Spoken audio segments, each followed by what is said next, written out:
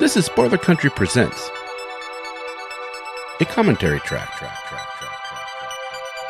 where creators give you behind-the-scene information on the comics you love.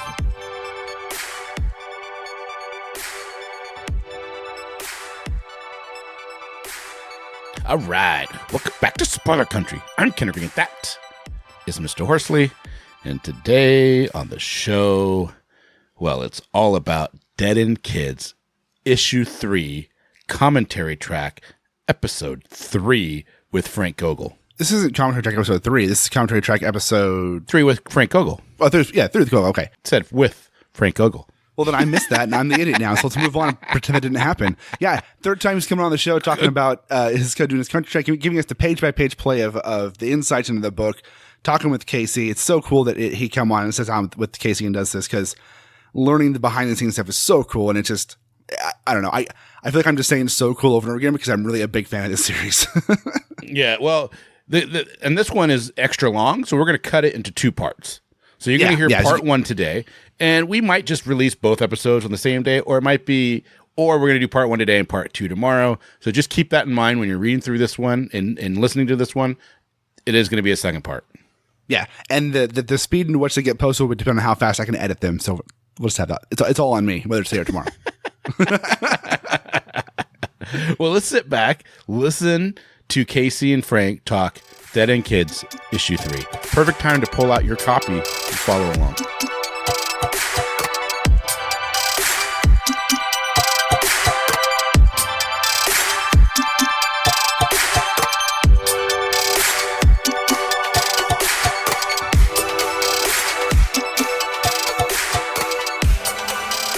All right, welcome again to another episode of Spoiler Country. My name is Casey Allen, and today I am talking to Frank Gogol about issue 3 of his Dead End Kids comic. And this is the final issue, Frank. Yeah. And you know what? Reading it over on my own now, I feel like I wanted to spend a lot more time with these kids, but this is just where the story ends, I guess. I mean, for now. Have you thought about going back? Yeah. Well, so I don't know if it's any secret or if I'm humble bragging, but the series has been sort of a breakout. So there have been some conversations about like what a second one would look like, whether we would sort of see where we land with the kids after the story's over. Maybe there's room for another one, or maybe we do it sort of like a True Detective, where it's still called Dead End Kids, but it's sort of a different youthful crime story each time. Kind of get our Marshall Ali in there, kind of. But nothing's concrete yet, and we're thinking about it. Comics are a flat circle. I mean, maybe that's records, but comics too. Well, I mean, if you ask Grant Morrison, they are. Exactly. And I mean, you could fucking meditate into John Lennon or something, and I mean, that's what he does, right? I think so, or he's abducted by aliens and did too many things. I mean, whatever it did, it's working. He's doing really good comics, so give me some of that. I want some of that Alan Moore Snake God vibe, dude. That's all I want. Alan, he's a mixed bag for me. I think if I just let the beard go and believe in myself, I can do it. God, if I could grow a beard. That fucking beard, dude. Maybe. Yeah, so we are thinking and actively speaking about what a sequel or follow-up would look like, but nothing is set in stone yet. I've got at least 2 books that would be created and put out before that, so we got some time. Yeah, and you need to keep Sean and you need to keep Nanad, because and Chris Madd's covers have been nothing short of amazing. Yeah, I mean, I already know sort of like what the concept for the second one would be, even with whether it's with these kids or a new set of kids, and I've already got the covers planned out, and Chris is 100% on board. I don't want to ruin anything, but we would definitely follow the same template and strong primary or secondary color for each cover. It will very much feel like it's set in the universe of Dead End Kids one way or another. Nice. So, speaking of dead end kids, let's jump in, man. Yeah. Let's jump in with both feet. One last ride, as Vin Diesel would say. Short. Allegedly. Quick. I've seen one of those films, and I live tweeted it because nobody fucking follows my account anyway. But it was the most ridiculous shit I've ever seen in my life. You must have seen one of the later ones, 6, 7, or 8. Oh yeah. It was like, man, Ludacris was in it, and there were, yeah. So I've got some feelings about the Fast and the Furious franchise, and honestly, it's so cleverly done. Like, the movies are definitely like a certain type of movie. They straddle that line between like anything else James Wan has done and like Michael Bay. But if you start from the beginning and watch, like, they progressively get weirder and more like insane in terms of scope. The first movie is just about, the first movie is essentially Point Break with cars instead of surfboards. It's a cop infiltrating a gang. So one time I got really, really sick, and I took some really strong cough syrup, and I took too much of it. And I spent like half a day where I had no fucking idea what was going on. That was that Fast and the Furious movie. I should have started at the beginning. Impenetrable if you haven't seen the ones that come before them. I mean, there's like a character's dead, and then the next movie they come back with amnesia, which is an insanely stupid plot point. It's like a soap opera. Well, it's exactly it's like the other soap opera for dudes. Like, you've got WWE, and then you've got Fast and the Furious. It's a soap opera for people that drink Monster Energy or something. Yeah, NOS, exactly. I will say that I like the first one a lot. I like the second one a little bit less, but still quite a bit. And then the fifth one, the one in Brazil where they steal the bank vault at the end, is, I think, one of the better heist movies made in the last 20 years. Every other they're all okay on some level. I don't think the last one I watched was the last one with Paul Walker, so number 7, I guess. And I have absolutely zero interest in Hobbs and Shaw because that's jumping the shark. Like, it's just that I do gotta say that the race in, I think it was like 5 or something, or 6, the race in Cuba at the beginning of the film, where he finished the race backwards and the car on fire. Oh yeah, that was pretty fun. Listen, that's a way to keep the flames out of your face. If you're going, listen, we could talk about this all day, but we're here to talk about killing children. Exactly. I'm sorry about that digression there. No, that's all right. I had to get it off my chest too. I think Vin Diesel would like Dead End Kids, honestly. I'm surprised he hasn't called me to try to adapt it into Fast and Furious 9, but it would be a prequel. Who would Vin Diesel play? Bulmer. But the bully. He'd have to get a wig or something.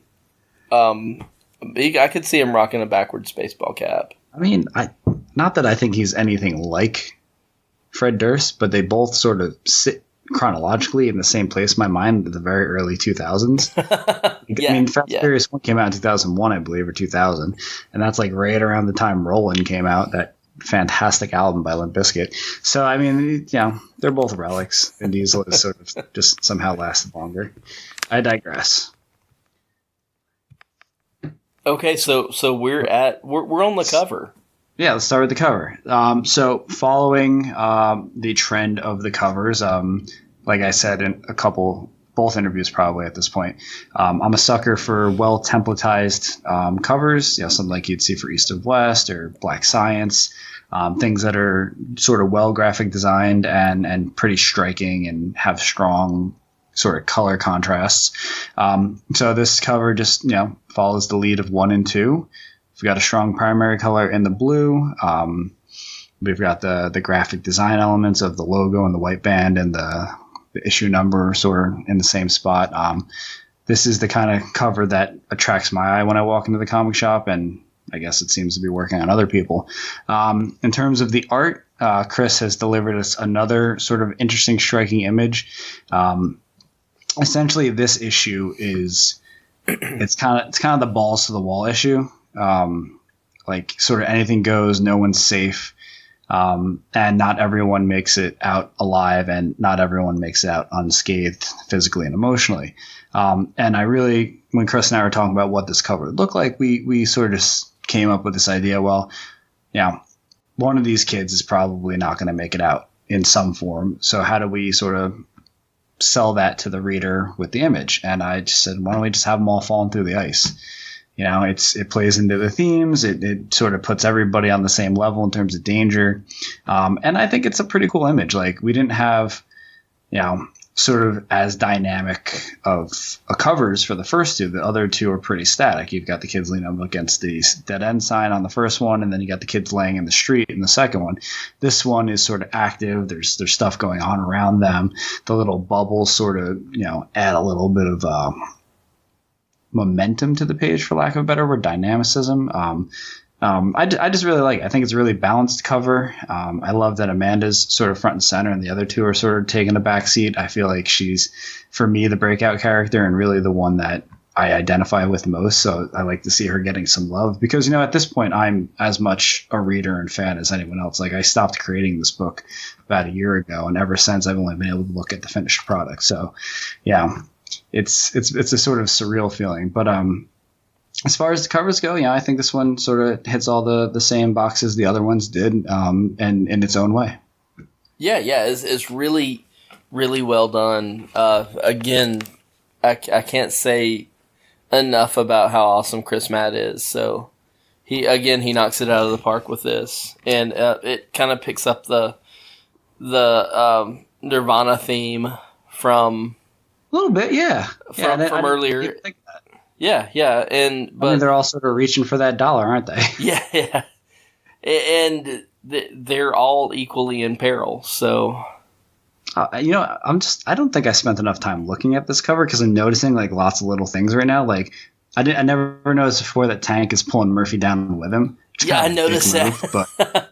But he's I also panicking, never noticed. So. Yeah, no, it's fine. And I also never noticed Amanda's hat sort of floating down behind her. Yes. This is good. This is why I like doing these, because now I get to notice all the things that I missed because I was so focused on getting the fucking book done. While we're on the topic of Chris, this is sort of a very timely comment, but Chris and I will both be at New York Comic Con for anyone who is a Dead End Kids fan, or who is going to be at the show and wants to be a Dead End Kids fan. So if you got your copies, he and I will both be there to sign them and talk about the book and hang out and shoot the shit. If you want to come up and tell us how bad the book is, I can get you Chris's booth number. For those of you who hear this before New York Comic Con, swing by. And remind me later when, right before the show, and I'll repost where you're at so people can actually find you. Yeah, it'd be nice if I knew. But as soon as I know, you'll be the third to know. Awesome. So yeah, but that's the cover. Swinging inside, the credits page is essentially the same credits page we've been looking at for the last two issues, but with the background swapped out to be the background from the cover, like the first and second issue. This is just a thing that, for me, was important. I wanted this book to feel like a full package from front to back, and then we've sort of the same element follows through onto the back cover, and it's something that I don't know that people consciously appreciate, but I think that when they hold a book that's got that sort of visual and packaging through line, like, it just feels like a more complete product. And I think I said that last time, but this is just, that continuing forward. Nice. And so we haven't really talked about it at all, I don't think, over the last two episodes, but what was your relationship with your editor? So the editing credit on this is actually an interesting accreditation. So Paul is a mentor of mine. For those of you who don't know, Paul Aller is he's a comic book writer. He's written a lot of Ninja Turtles at IDW. He's written a little bit for Marvel. He's doing Samurai Jack at IDW right now. He's about to launch a new G.I. Joe ongoing at IDW. He's published with Comics Experience, Source My Press. So he's a real layabout. Yeah, I mean, it's kind of wild that he doesn't have like an even bigger status than he has as a creator, because he's sort of been all over the place creating this really great content. But Paul is one of the people I consider a mentor. Specifically, Dead End Kids, the scripts and the story itself were developed in a class I took with Paul at Comics Experience, which is where I learned how to write. And so for editing, I would say I wanted to credit Paul somehow, and producer is kind of a dumb word that isn't really used for comics. So we landed on editor. His role was really story editing and sort of advice, more so than like actual production editing and redlining the scripts or anything like that. Yeah. Editing is such like a broad term; it can mean a lot of things. In regard to this book, Paul really helped me work through breaking the story and weeding out the cliche scenes and, making sure the dialogue sang a little bit better than it did. And honestly, Paul, throughout the whole process of marketing this book and getting it into people's hands, is probably the person who's flown under the radar the most, partly because he's just a very humble and not braggy type of person. I think he's tweeted one time that he's been involved with this book, but also just because I feel like editors always sort of get the shaft when it comes to credit for the book. And they, just for everyone listening, editors really are the heart and soul of the book. They're the ones who see it through from like concept to press to getting to the shops. There's such an essential, non-negotiable part of making comics, and they almost never ever get talked about. So just next time you open a book, any book, as long as it's not like an Alan Moore book, because I don't think he uses editors anymore, but anytime you open a book, just take a look at the credits and see who worked on the thing. Like, you might notice the same name a couple times and then have a new way to find books you like. Following editors is a way to find a type of content too, the same as following an artist or a writer. And they have to care about the story just as much as the writer and for the artist. And yeah, because they're picking through it like crazy and trying to weed out the bullshit. Sure. And you know what? They're the ones who take the wrath when the book isn't good. Like, writers and artists get the credit when a book is good, but the editor gets like all of the wrath of the fandom when a book is bad usually. So it's nice to take a moment to just appreciate them, because Dead End Kids wouldn't exist without them. G.I. Joe, Avengers, Spider-Man, all those books have editors. So yeah, like I said, it's take a moment. Nice. So that said, let's move on to the first page. So yeah, I wanted to open this. So let's reverse real quick. When we last left the book on page 20 of issue 2, the kids were sort of like at rock bottom, right? The Bulmer got shot, he's dead, the killer got away again, the clubhouse is burned down, and as Murphy's looking around taking in like the chaos around him, he sees that Amanda's been shot too. What I wanted to do on this first page is like throw the reader a curveball, stop all that momentum, change gears, and like keep it a little bit interesting. So we flash forward 20 years to 2019, and we've got an adult Murphy standing at a grave, presumably Amanda's, possibly Ben's, who knows. And we start with a narration almost similar to the narration the book opened with. It's sort of this. It's a catch-up narration, tells you what's been going on, and it sort of primes you for this. This isn't the kind of story you think it's kind of gonna be vibe. And we see Murphy say, "I'm sorry" at this grave, and then on the next page we flash back 20 years and get no more context. So when we hit the first panel of page 2, we don't know if that was Amanda's grave. We don't know if that was his parents' grave. We don't know if that was Ben's grave. We don't really know what's going on, but we have a lot more questions than we did a page ago. So on page 2, we flash back to 1999, where the sort of primary part of the narrative is taking place. And we've got Murphy and Ben walking down the street, and there's sort of there's some tension there. Murphy is trying to talk to Tank, and Tank's not really having any of it. And then we see them sort of walk into this yard, climb up a tree, start to open a window. And before we start talking about the next page, is there sort of anything you wanted to focus on or talk about on these first 2 pages? No, I'm just really struck. I love throughout the whole book. I've really enjoyed the color palette, and I don't know that gets enough shout out. Nana does the colors on this as well, right? Yeah, no, and it's. I think we talked about this. Oh, my dog came in. Hey, Waffle. But we talked about this, I think, on the first one. The whole team really had a long conversation sort of funneled through me back and forth about what the aesthetic of this book was going to look like. I had a very specific sort of art style in mind and a very specific lettering style in mind. We talked about Russ Wooten on the first issue, and that was who letters primarily for guys like Rick Remender, and he does like this sort of flat, desaturated, no borders on his balloons kind of look, and it really, to me, feels like it's part of the art rather than on top of it, which sort of makes you notice it less and draws your attention away from the book a little bit more, or less rather. So the color palette is really the third thing, right? We had the art style, the line style, and we had this idea for this balloon and narration style, and to make that borderless balloon and narration box style work, we really needed a more desaturated palette with like sort of more gray tones in it.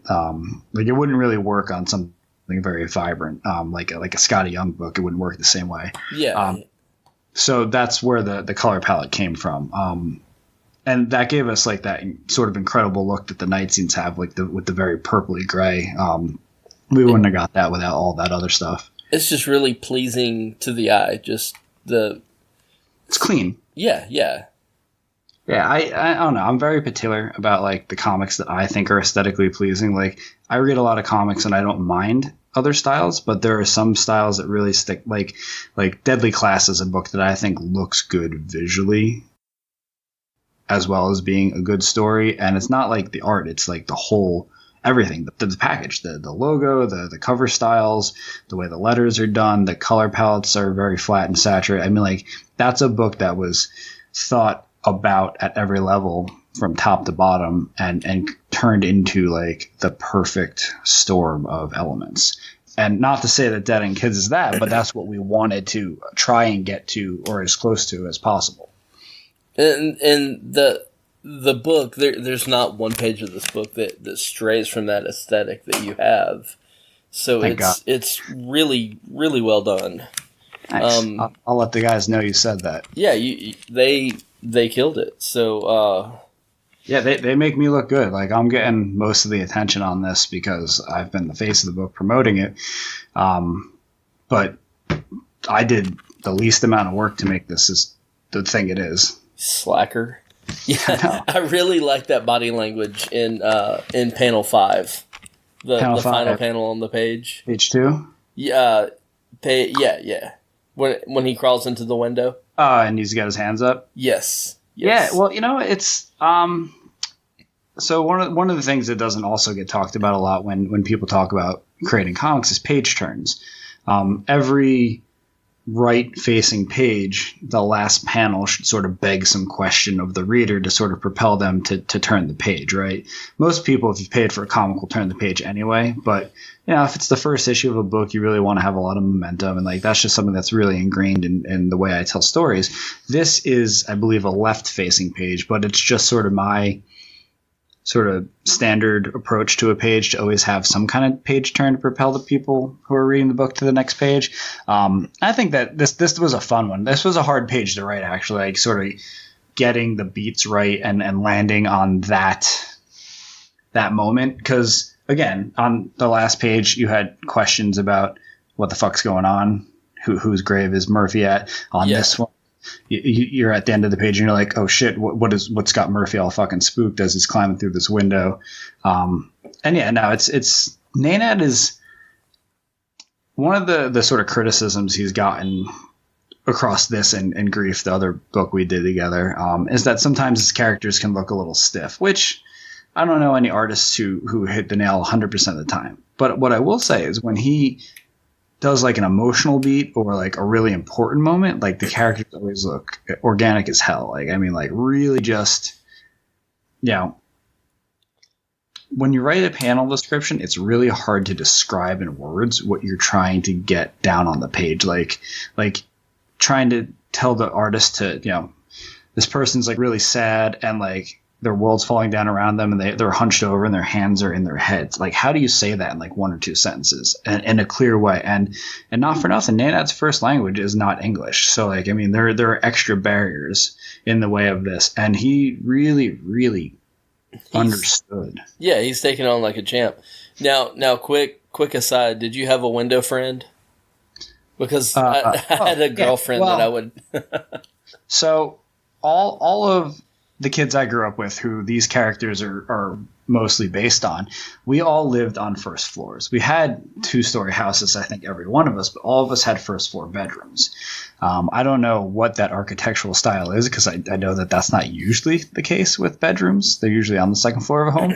And the one exception to that was my best friend and cousin Tom, who lived on the second floor of his building, but he also lived in an apartment, so you couldn't get up to the second floor without like going past somebody else's window. So like we never had that like go up the ladder, climb up a tree, go on somebody's window thing. But I just, I aped this from Clarissa Explains It All. Like, I mean, this is that creepy kid who's always climbing through her window, which in 2019 context is not cool. Oh no! Well, see, I dated a girl and she lived in the basement, but there was no door access to the basement. However, there was a window access to the basement. And so we would go in through that, and her... It was like a fire hazard. Yeah. And so her dad was an ex-professional wrestler. And he was a mountain of a man. He scared the shit out of me. But, yeah. Sorry. Page 3. I just wanted to know if you had window friends from experience, because it made me think of my own teenage years. That's sort of what I was hoping people would do when they read this book, so I'm going to chalk that up to a win. All right, so we're at the bottom of page 2. Murphy's crawling through a window, and he's scared shitless all of a sudden. We get on to page 3, and we find out that Amanda is still alive. And she's got a fucking gun because she's scared of who might be crawling through her window. Oh, I'm sure that would traumatize the shit out of her. Well, after what happened in the last... Yeah. She's been shot. Obviously, she's survived the ordeal. Her mom's a Y2K doomsdayer, so there are weapons in the house. Actually, if you look very closely on the 3rd page of issue 1... where we first meet Amanda and you meet her mom, the gun is in the background of one of the shots. And that was something that I was very strong about, sort of threading in there very innocuously, just because it's like the whole Chekhov's gun thing. Like, if we just added a gun in this issue, it might come out of...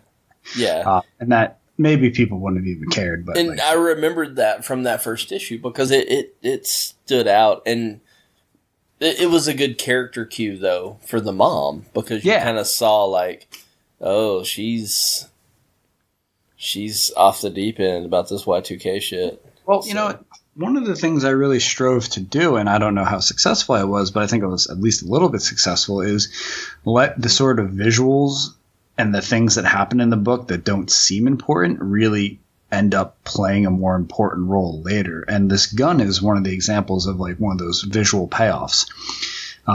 There's another one in this issue a little bit later, and we'll get to that. But it's good to see that the plotting and the planning is paying off, and that it is mattering.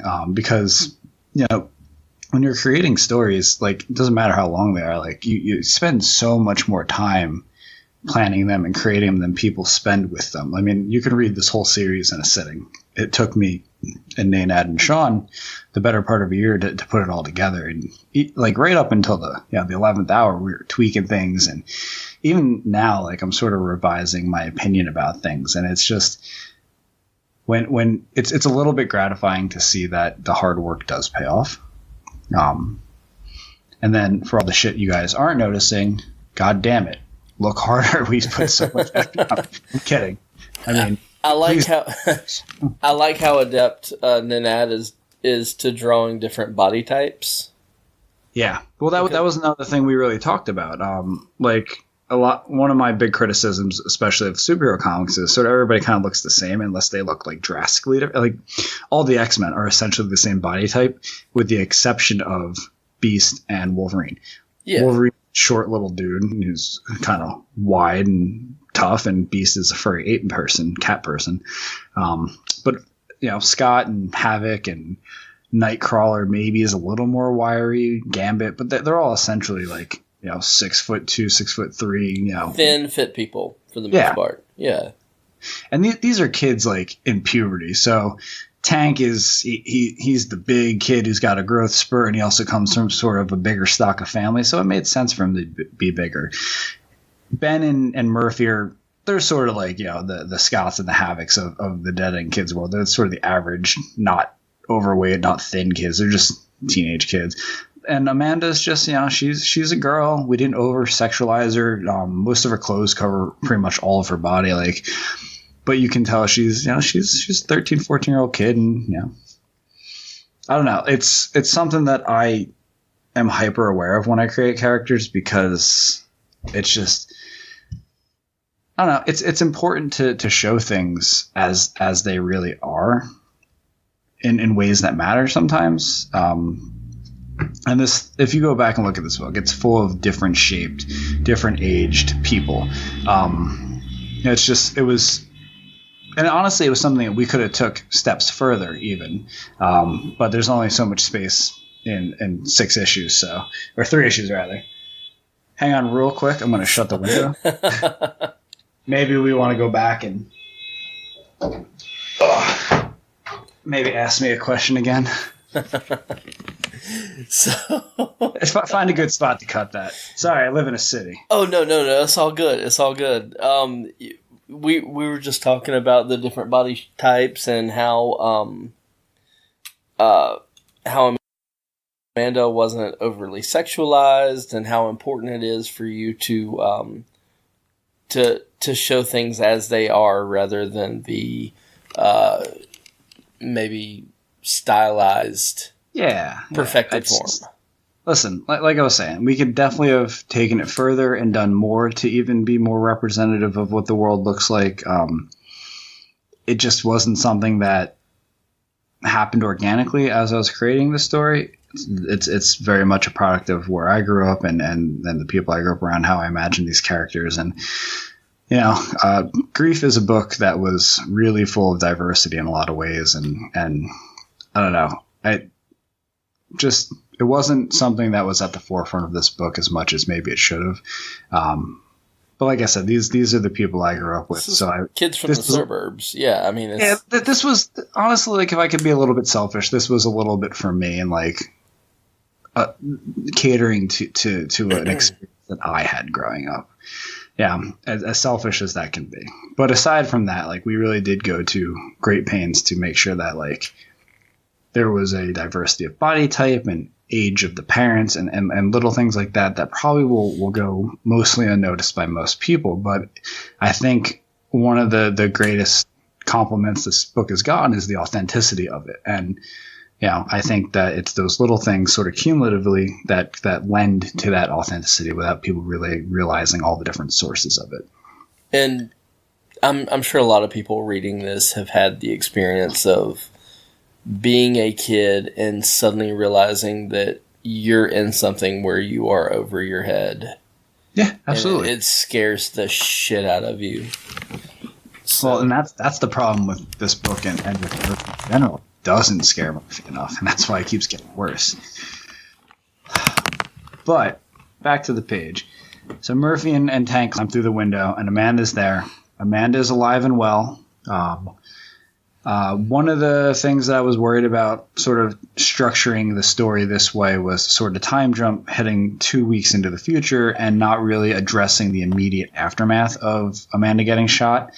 And honestly, it just wasn't something I was super interested in writing about. I could have wrote a 5 or 6 or 7 or 10 page, sequence about the kids trying to figure out how to get to the hospital and how to, how the ER people had to take care of her and the cops questioning them.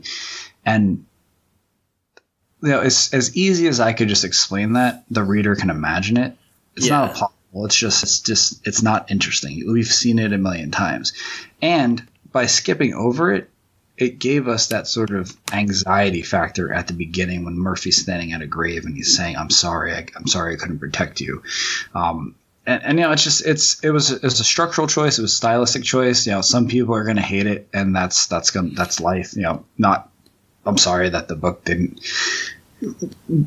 play out exactly as you thought it should. And for those of you who love it, I'm glad you appreciate the sort of chance we took structuring it this way. Amanda has an offhanded comment in this scene where she says, I'm fine, by the way. In my little headcanon about the book, which is the official headcanon because I wrote the book, the bullet just grazed her. It broke the plane of her clothes, took a little skin with it, and she got off very easy. And it was just a good cliffhanger. And that's really all there is to it. But what I really wanted to dig into in this scene is the kids are fractured, right? They've been separated from Amanda for 2 weeks. Tank and Murphy have this incredible sense of tension between them. Tank is pissed at Murphy. Murphy doesn't think he's done anything wrong and doesn't really understand why Tank's upset. And this scene here, this sequence in the beginning of the book, is really about them putting that shit behind themselves. And one of the things that I absolutely adored about being a child and looking back on being a kid was just how easy it was to squash the fucking beef. Like my fiance has blood, oath, death, grievances with people that she used to know. They're dead to her and there's no way they'll ever fix it. And I just don't understand that. When I was a kid, me and my best friend Harry is flying out for my wedding this weekend coming up, or next weekend rather. And I remember when we were kids, we got in a fucking fist fight. I broke his nose. He beat me black and blue. I broke his nose. We had scratch marks all over. I mean, we beat the shit out of each other. And the next day, I saw him on the street. And we just looked at each other and we were good. It's just that easy to move past this stuff. And that was... What's up? I think that's almost the difference of growing up as a guy, and not to say that being a dude's better. That no, I think part of that is toxic masculinity coming out. Women are by pop culture trained that everything should be a blood feud, and dudes are, You get the aggression out of your system and you're all good. It's like a volcano kind of thing. Yeah. And I don't mean to play into that, but it literally just my experience growing up, whether it was a guy thing or not. It's just when me and my friends fought, there just wasn't time for that bullshit. We got over it so quick. And that was what I wanted to pump into this scene. And essentially between this page and the next page, or actually it's just this page, is Amanda saying, are you guys fucking kidding me with this bullshit? I got shot and you guys are going to fucking be all butthurt. And she's like, squash that shit. You're embarrassing Ben and his memory. And that's what they needed to hear to be like, it's all good. They shake hands. They used the little phrase that I gave them. It's what we do. And then Amanda's like, all right, let's find this killer. And then the story moves on. And that was for me representing what I was just talking about. We just squashed it. You broke a kid's nose. You fucking blacked your eye.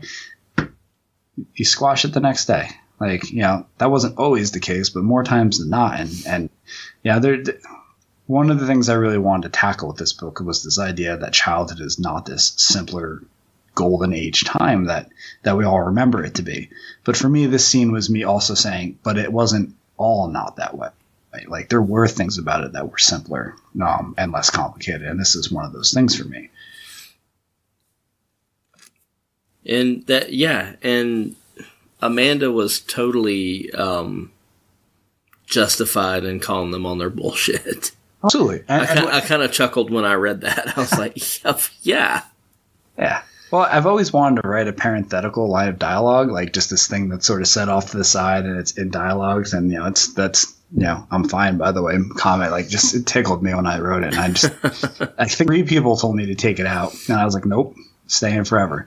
But on like a more character-driven level, this is the character of Amanda playing into the character of Amanda. We talked last time about what happened with her mom and her dad really forced Amanda to step up and switch roles with her mom and be the caretaker. And Amanda is, without even realizing she's probably doing it, being the caretaker. She's being the mother. How many times do you remember your mom telling you and your brother or you and your friend like to knock that shit off? Like, all the time. Oh yeah. Right? So I mean that's exactly what she's doing here. I remember one time when I was a kid, I have no idea why, but Harry, the guy I just mentioned, just standing on our bathroom toilet. I couldn't tell you why. And I remember my mom came in and she said, "You better get the fuck off that toilet, boy." and this was back when like people's parents might like smack somebody else's kid a little bit. I'm not saying my mom ever hit anybody, but like in the 90s, like people were a little more loose with that. So like when somebody's mom said get off the toilet, you got the fuck off that toilet. So on to the next page. Now that the kids have squashed their beef, they have to start running their suspect list. Like they're back at square one, right? They thought it was Bulmer. Bulmer's dead. So they're sort of, as kids will, sort of running through the logic, like who's left, what could their motives be. I mean, like this is pretty procedural in its own juvenile way. But the conversation's really between Amanda and Tank. Murphy's sort of off to the side, and he's listening, but he's sort of racking his own brain on his time, and sort of little things that Amanda or Tank are saying to one another are sort of acting kind of as breadcrumbs for him throughout the top tier of panels. And then when we get to the bottom, Murphy has this epiphany. Like they sort of, without even meaning to, sort of lead him to this realization. And he knows who killed Ben. And that, if I'm keeping my pages right, that would have been the left page on that. And then we get the title page on the right. Standard packaging from the rest of the series. You got a title page and the chapter name. And then this one is the only one that's not named after sort of a young adult novel. But this one is End of the Road, which is, it's a very obvious play. It's the end of the story. They're about to go into sort of the end game, so to speak. But the lake or pond where Ben died is also at the end of the dead end street. It's at the end of the also, more importantly, named after the Boyz II Men song of the same name. Yeah, it was definitely. I feel like there are many End of the Road story names and songs and other things. I bet there's a Limp Bizkit one. Oh, Lord. Now, yeah. I just want to hear Fred Durst cover the End of the Road by Boyz II Men, because that song slapped. You know, to the man's credit, for all the heinousness he put into this world by existing, his cover of Behind Blue Eyes is one of the better covers. I was driving down the road the other day and that was on, and I was kind of singing along. I was like, "Fuck me, God damn it!" Yeah, it's like when an Earworm song comes on, like by a band that you don't even like, and then but you like. No, like when Bye Bye Bye by NSYNC comes on the radio, like nobody doesn't know the words to that song. You know, you're probably even doing the dance while you drive. It can't be helped. It's just the way it is.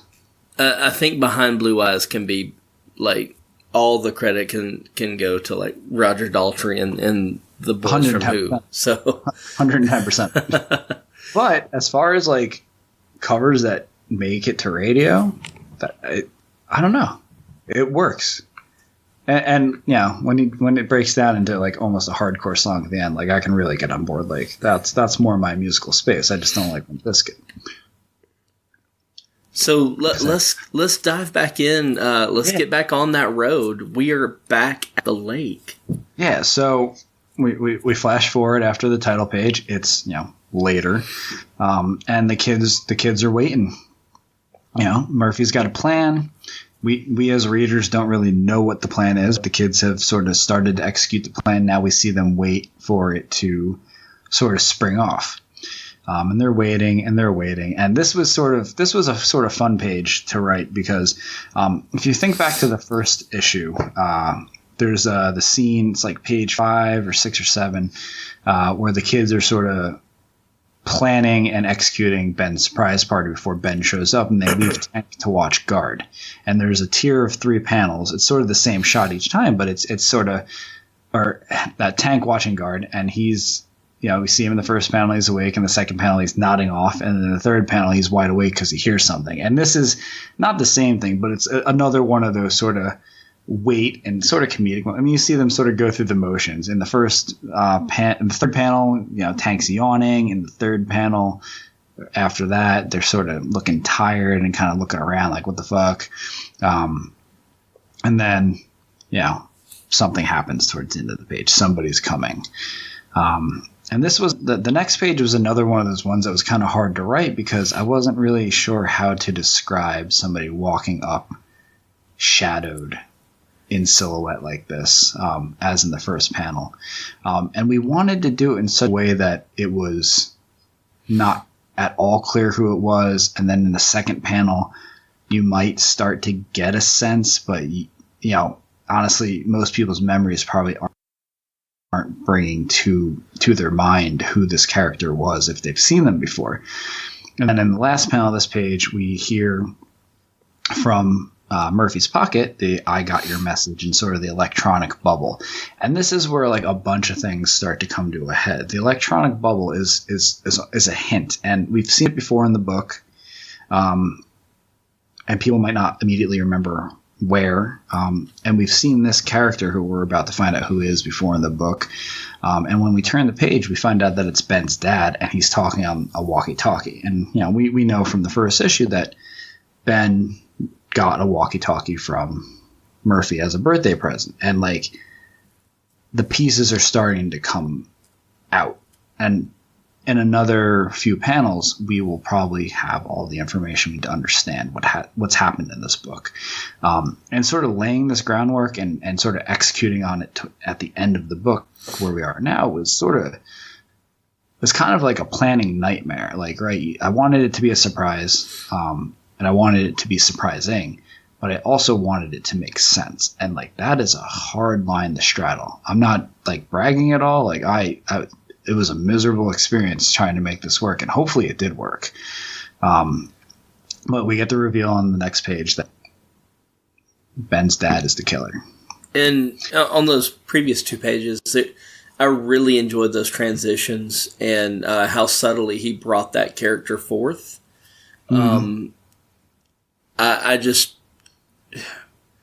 So right before he's revealed, it's a 4-panel page. Only one panel has dialogue, and but that's all you need. And the only dialogue is the walkie-talkie coming out of the being held over the walkie-talkie. So it's it works really, really well. Well, yeah, and this page is almost like a puzzle in its own weird way. It's 4 panels, and each one reveals more information and moves the narrative forward a beat. Because in the first panel, we've got the shadowed figure walking up. We know somebody's walking up. We know it's a he because of what Amanda said. Oh, no, she said somebody's coming. So we don't even know it's a man or a woman, but you could probably guess by the shape it's a man. And then in the next panel we have sort of a back shot, and honestly here he kind of looks like Tank, and we know it's totally Tank, yeah, but somebody might make that sort of visual equivalency, but like it's slowly peeling back the layers. First you see nothing, then you see a silhouette, then you see an unshadowed shape of a person, and then you see them reach into their pocket, and then you get the electronic bubble, and like the wheels in the reader's head should start spinning a little bit if they remember what they've read before. Where else have they seen an electric balloon before? Who had electric balloons when they were talking? And then when you get the reveal of Ben's dad on the walkie-talkie, like you can sort of start to put the pieces together. Okay, Ben's dad killed Ben. the walkie-talkie is somehow involved here, and this is again, this was just really about me trying to knock over the dominoes in like an orderly fashion, but like an interesting fashion, if that makes sense. Oh yeah, yeah. So on the next page, we've got the reveal that Ben's dad's the killer. I don't know that we ever named him in a previous issue other than saying the first letter of his name right before Bulmer got killed, which was by design. But his first name is Arnold, which was sort of like its own red herring. We wanted you to think that Bulmer was trying to say Avery. So Arnold is here. He's got the walkie-talkie, and the kids sneak up on him. And this is sort of like a small callback to the second issue when Murphy was trying to sneak up on Bulmer unsuccessfully. Now they've successfully snuck up on somebody. For me, that was like a small, unnecessary redemption that, a 14-year-old kid could sneak. Because I used to sneak all the time. And then, like I was saying earlier, every page sort of needs to have this element at the end of it that propels you forward. And at the end of this page, we see that the kids are confronting Ben's killer, and then Murphy pulls a gun on him, which creates a whole new set of problems in that this isn't, you find out on the next page, this isn't something that was planned, that Amanda and Tank are totally not on board with this.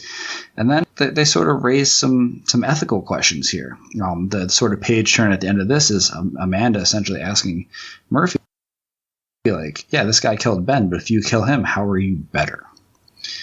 And then this really plays into the major theme that I want to talk about, the two major themes, actually.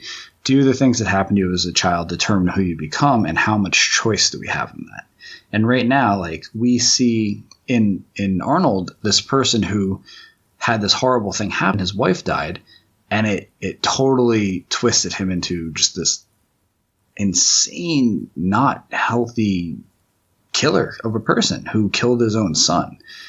And then we've got Murphy, who's sort of this very strong but much younger foil to him. He's had somebody taken from him, and he's about he's right now walking on that same line. He's one trigger pull away from being Arnold and letting the thing that happened to him and the things that he's lost define who he's going to become. So we're really getting to the core of what I wanted to talk about here. And then, so on the next page, we've got Murphy holding Arnold at gunpoint. The other kids are super fucking not on board with this. And because we didn't forget him, Avery hears a ruckus outside his house. You know what he has to do when he hears a ruckus, right? He's got to come hop over that stone wall and figure shit out for people. So Avery hops that wall, and I'm buzzing now that I've had this man who's got to be in his late 60s hopping over this wall all the damn time. He is he's older fit. Person. Yeah. And it just also makes me really want a stone wall now. I mean, I got a pretty decent size of land out in the country.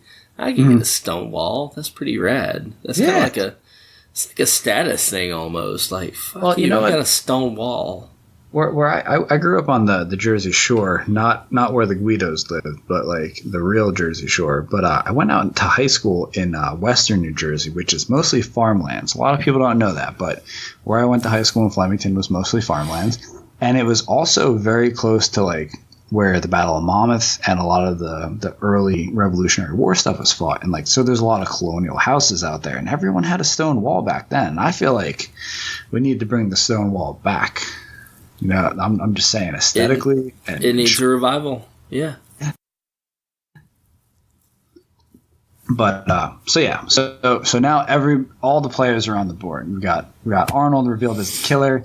We got Murphy holding him at gunpoint. We got Tank and Amanda super confused about what's going on and really like upset about what's happening. And then we got cranky ass old Avery hopping his fence and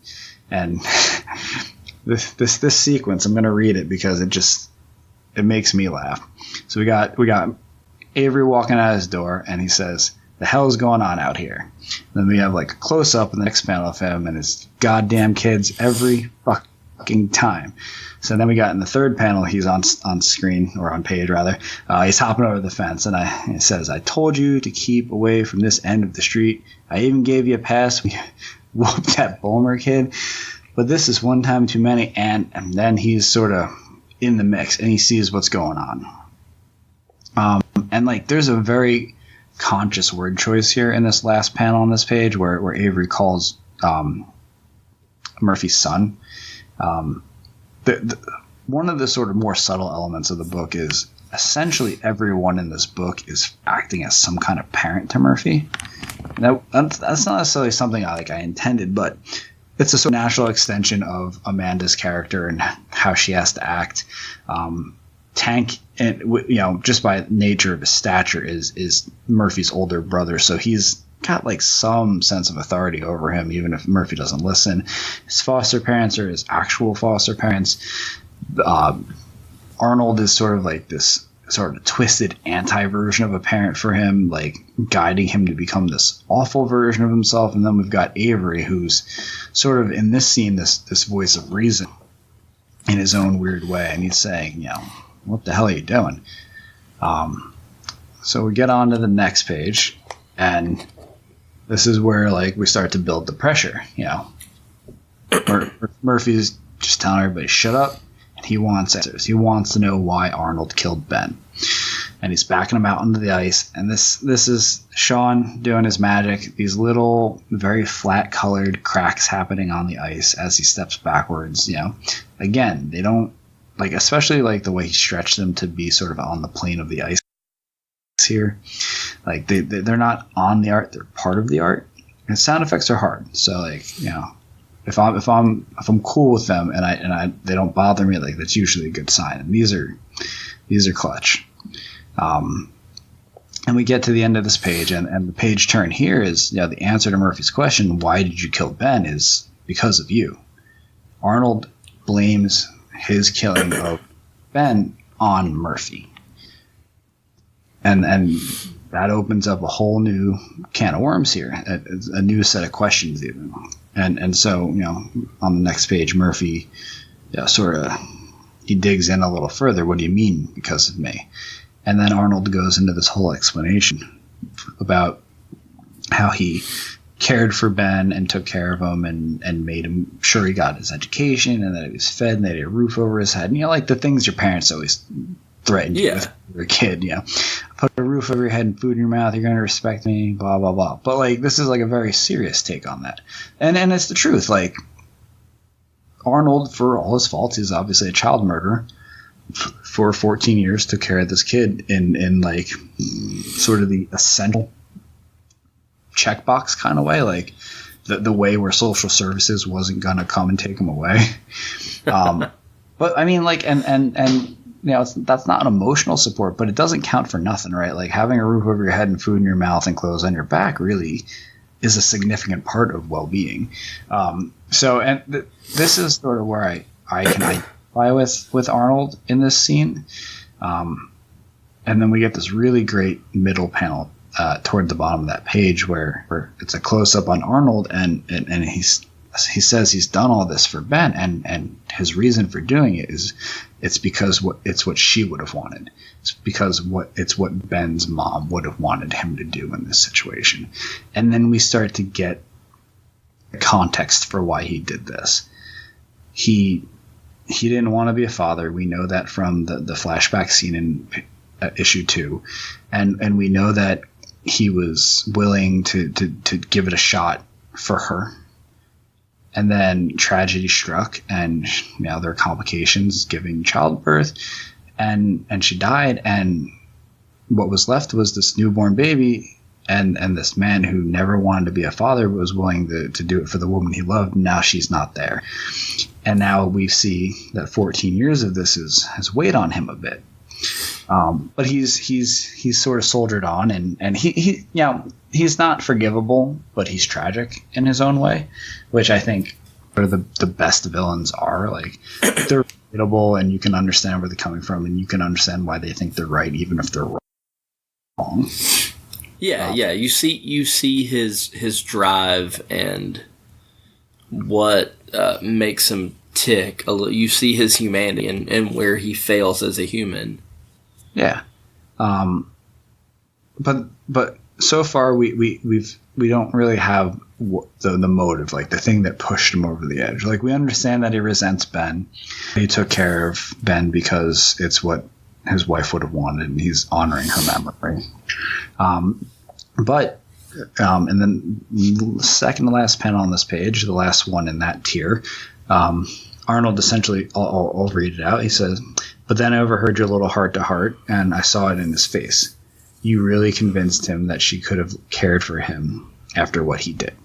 And essentially, Arnold has always blamed Ben for his wife's death. And, like, in, like, some kind of logical on-paper sense, like, there's truth to that. Like, giving birth to Ben is what caused her death. And, like, he's weirdly founded in that way. But the thing that pushed him over the edge was overhearing that walkie-talkie conversation in issue 1, where Murphy says to Ben that, even though you never met your mother, there's no way she could have loved you. And I think, it's a very drastic situation. Like, this isn't necessarily a realistic situation, but it's a hard one. And hearing Murphy tell Ben that his mother could have loved him when she's supposed to have loved Arnold, and that he took her away. Like, it's just, I can really, in a dark way, sympathize with Arnold here. Like, what he did was absolutely wrong. He shouldn't have killed Ben. No one should have killed Ben, and he should have not done what he did. But, like, I really, on, like, some kind of primal level, understand why he did it in a weird, dark way. Yeah, and also as a callback, you this guy has been living on memories. Earlier in the book, he's asleep in his chair, I think, looking at a picture of his wife. Yeah, because it was Ben's birthday, which was also the day that she died. So yeah, it's an especially, like, bittersweet, bitter day for him. He hasn't, like, moved on. No, clearly. It's been 14 years, and, like, I didn't notice it the first probably 100 times I read it, but if you look at that scene, like, Ben's room is pretty well lit and fairly decorated and has a lot of character. If you look around the rest of the house as Ben's walking through it and finding his dad, it's very sparse. Like, the only thing really adding any element to the scene is that picture. And I mean, like, that's nothing that I planned or wrote in the script, and maybe Nenad's sort of a genius like that, and I think he probably is, but it really speaks volumes to, like, who this guy is. And, like, when you look back at that scene on a second read after knowing, like, the way the story goes, I think there are layers there that, like, really make it even more tragic, honestly. Hang on a second, we're gonna pause. It's all good, man.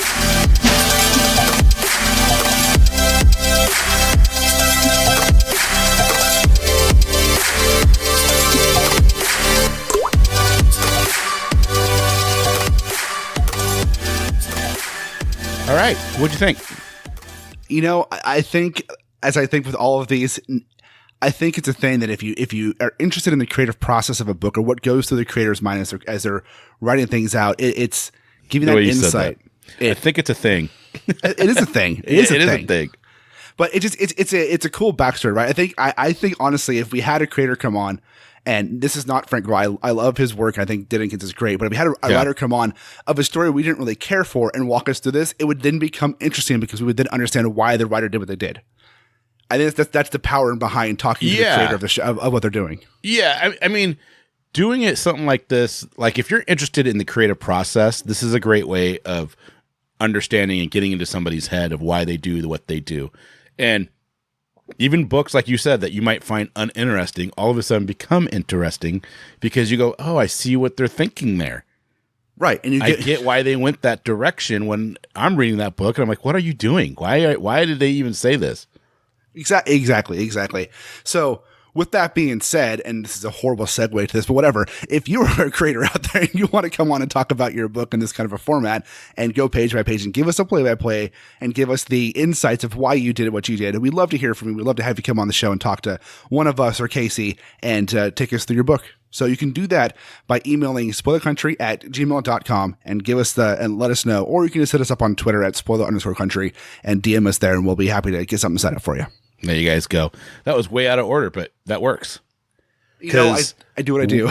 We're Spoiler Country. We're heard everywhere podcasts are heard, and we're on like a ton of social media. So reach out to us and be a part of what we've been talking about. We also have a voicemail, and then let Johnny tell you about our voicemail and our special October month edition stuff that we're special October month edition, our special October segment that we're trying to put together. There you go. So for the month of October, we're trying to do some special stuff all around Halloween horror. We're big horror fans here. We love horror movies and books and comics and thrillers and things that make you just think and get creeped out. Supernatural detectives. Supernatural, exactly. Yes. That's my favorite. Supernatural gumshoes, I think how you would say it. Yeah, that was how I said it. That's why I love Sandman Slim by Richard Kadri.